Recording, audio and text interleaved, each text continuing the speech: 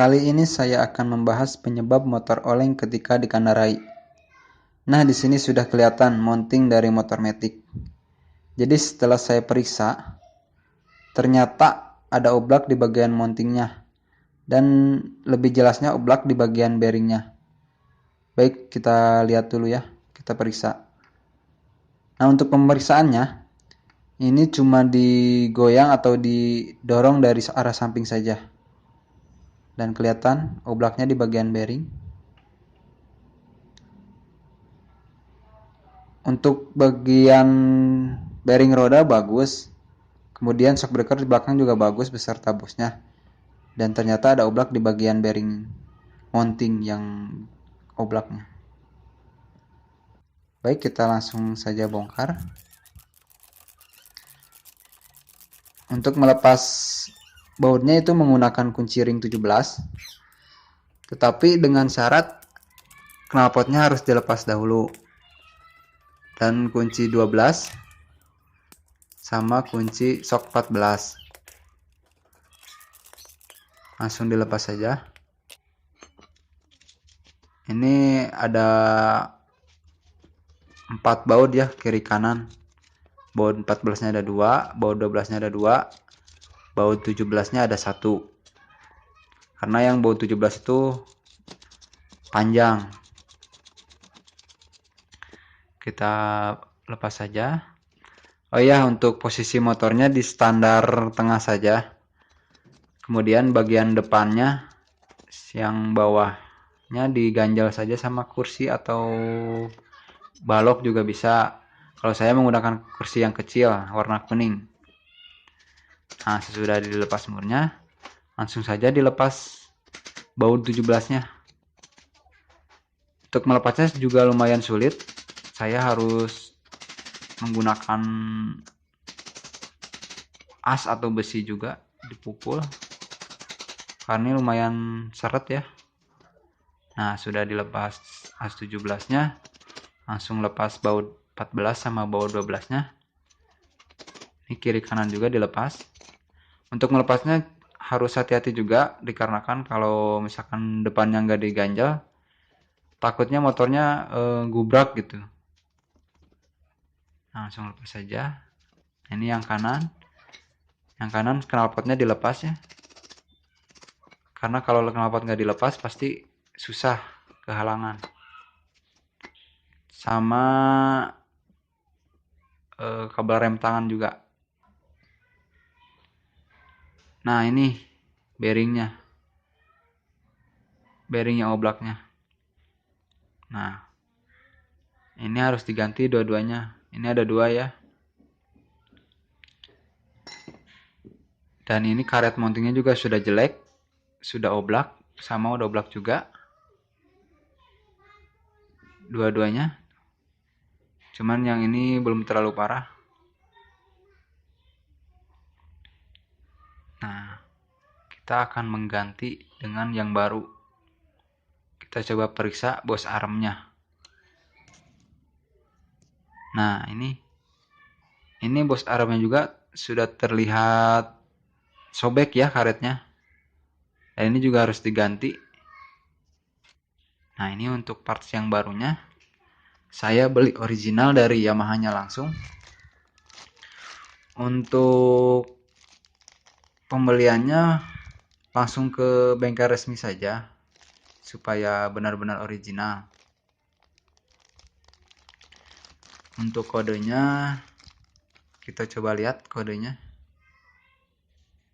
Ini kodenya 6003 ya. Dan ini sama untuk kiri kanannya 6003. Jadi untuk pembeliannya ini 2 biji atau 2 piece. Nah, ini karet mountingnya juga. Karet mountingnya juga 2. Kemudian sama bos armnya. Bos armnya juga sama, beli 2. Supaya dipakainya nanti enak sekalian. Dan untuk bos karet mountingnya saya nggak beli. Si bosnya ini pakai yang bekasnya, yang besinya nih. Nggak saya ganti. karena ini masih bisa dipakai, jadi saya nggak perlu beli. Baik, kita langsung saja kita bongkar. Nah, ini untuk pembongkaran lahat seperti biasa, kita lepas dulu yang bagian tangannya saja, langsung dipukul menggunakan, kalau saya menggunakan sambungan kunci sok. Nah, ini sudah lepas. Kemudian yang bearing satu lagi bisa menggunakan kunci T, atau kalau ada ya pakai besi buat khusus buat membukanya ya. Karena saya tidak ada, saya pakai kunci T aja.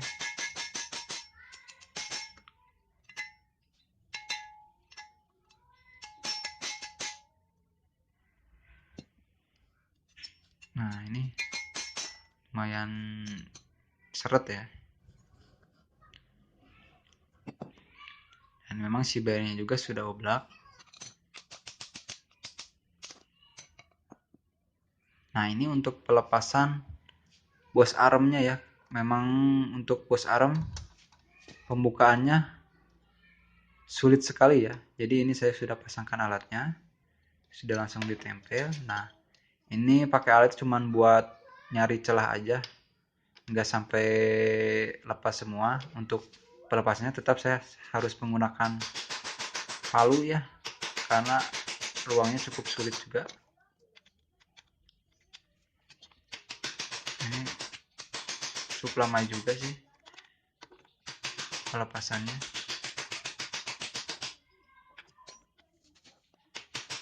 Jadi kalau untuk melepaskan bos arm, kalian memang harus bersabar. Ini susah sekali. Nah, ini udah lepas. Nah, ini bos yang bekasnya. Nah, ini udah jelek, udah sobek tadi ya. Nah, dan itu yang sebelahnya saya belum, ini sebelum lepas ya. Mungkin sama saya akan skip aja untuk melepas yang bagian kanan karena terlalu lama. Nah, lanjut sekarang untuk sekarang pemasangan bearingnya aja yang baru. Kita langsung pasang saja. Nah, untuk pemasangan seperti biasanya dipukul saja dengan palu hingga merata. Harus merata ya, kalau nggak rata nanti bagian bos tengahnya nggak akan masuk kalau miring. Nah, kita coba masukkan dulu ya. Masukkan dulu bos tengahnya sehingga masuk ke bagian bearing tengahnya.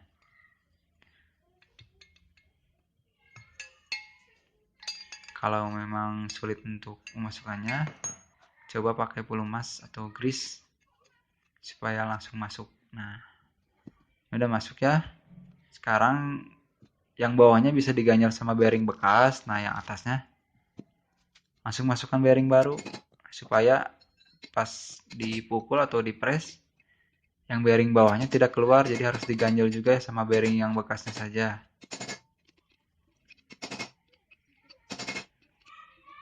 Untuk pengepresannya atau pemukulan bearingnya harus hati-hati ya,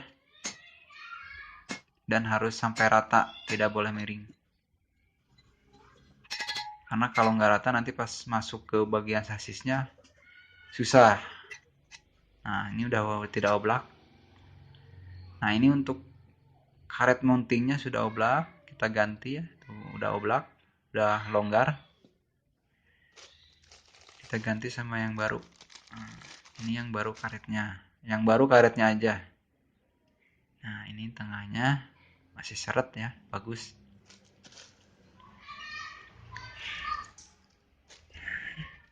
Nah, ini satu lagi kita pasang. Nah, udah. Untuk pemasangan karet mounting sih cukup mudah ya, tidak perlu dipukul atau dipres. Nah, ini untuk pemasangan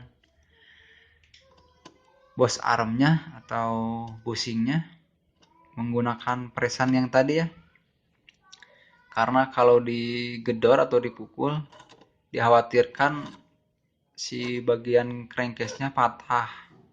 Kecuali untuk pembongkaran ya, pembongkaran tadi dipres dulu hingga keluar, baru dipukul. Nah ini kalau dipukul langsung dikhawatirkan si bagian crankcase-nya patah.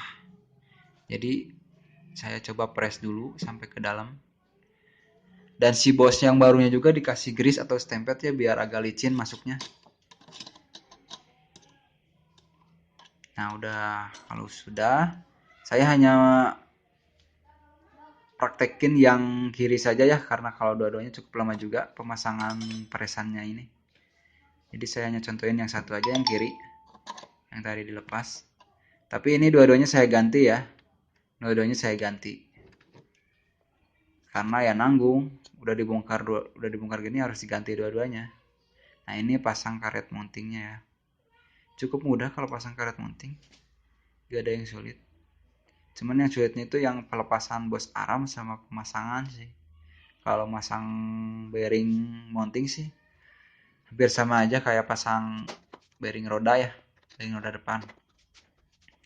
Nah ini nih untuk pemasangan mountingnya lumayan susah juga karena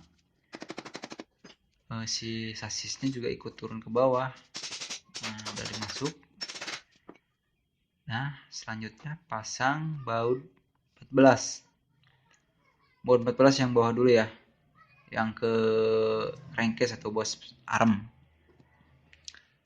Ini juga lumayan sulit, harus dipas-pasin dulu karena si bagian mesin sama sasis tidak sama, jadi harus dipas-pasin dulu dan agak seret. Nah, harus ada dorongan atau pukulan. Kemudian kalau sudah baut 14 nya kita pasin dulu bagian karet mounting supaya lubangnya sama. Nah ini udah sama ya, tinggal masukkan saja baut 12 nya. Kalau untuk pengepasan saya pakai obeng, dicongkel dibiar sama lubangnya. Kemudian pasang murnya, mur 12 dan 14. Kemudian yang bagian sebelah kanan juga sama. Nah ini dikencangkan dulu supaya tidak lepas ya, atau di kencangannya jangan terlalu kencang dulu karena yang sebelah sana belum masuk bautnya ya, supaya bisa main dulu. Jangan lupa subscribe ya, like, dan jangan lupa klik tombol loncengnya. Kita kencangkan. Nah kelihatannya, geserin dulu kameranya. Nah sampai set aja, jangan terlalu kencang.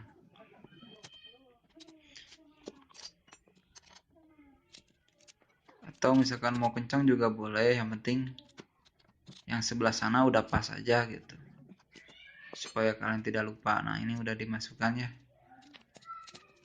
jadi nah ini tinggal umur 17 nya langsung kencengin saja. Jadi untuk yang baut 14 sama 12 itu harus benar-benar pas ya mas. Sekarang kita coba di tes ya, digoyang atau didorong dari arah samping. Nah ini udah saya goyangkan dan hasilnya tidak ada oblak di bagian bearingnya ya, berarti ini sudah bagus. Kalau dicoba di tes di jalan, ini harusnya sudah tidak oleng ya. Baik, sekian video dari saya. Apabila video ini bermanfaat, silakan di-share sebanyak mungkin. Jangan lupa subscribe ya. Terima kasih.